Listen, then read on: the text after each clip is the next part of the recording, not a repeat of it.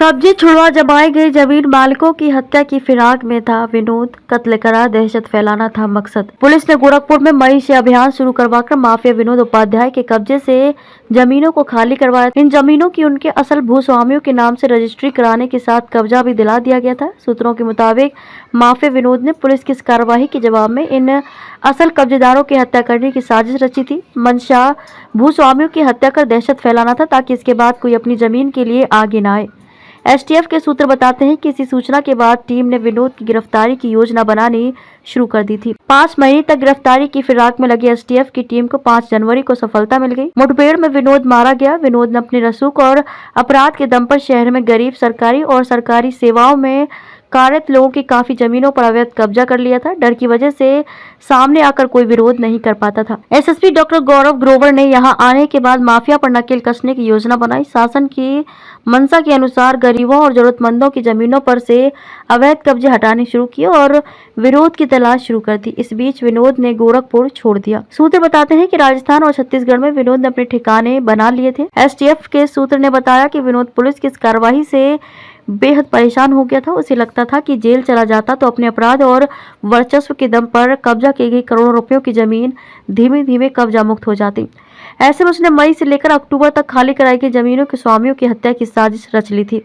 इसकी सूचना एसटीएफ को लग गई थी। इसी के बाद एसटीएफ की टीम ने विनोद की हर हाल में गिरफ्तारी की योजना तैयार की। उसके ही राजदार को विश्वास में लेकर विनोद की गिरफ्तारी की योजना पर काम किया।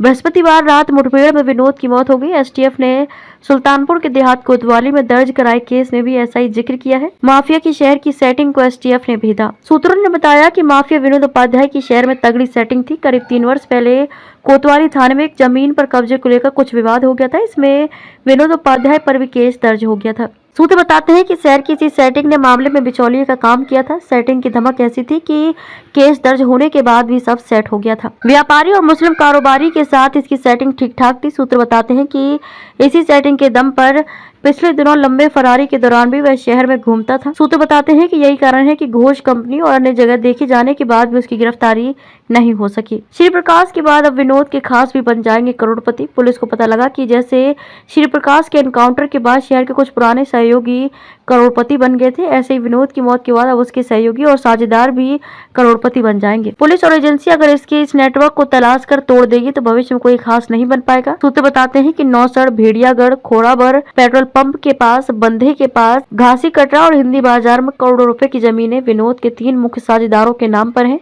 इनसे भी अगर वसूली हो जाए तो कई लाचारों को उनकी खोई जमीन मिल सकती है। राजस्थान, नेपाल और छत्तीसगढ़ था खास ठिकाना। सूत्र बताते हैं कि विनोद उपाध्याय का छत्तीसगढ़ और राजस्थान में कई ठिकाने थे। राजस्थान के उदयपुर में तो विनोद ने बकायदा पहाड़ों के बीच फार्म हाउस तक बनवाया था। उत्तर प्रदेश में दबाव पड़ते ही राजस्थान और छत्तीसगढ़ की तरफ निकल जाता था क्योंकि वहां की सरकार में उसकी पूरी सेटिंग थी, लेकिन सरकार बदलते ही सेटिंग का सिस्टम बिगड़ गया। सूत्र बताते हैं कि अभी कुछ दिन पहले ही छत्तीसगढ़ से यूपी में प्रवेश भी किया था, लेकिन इस बार एसटीएफ के हत्थे चढ़ गया।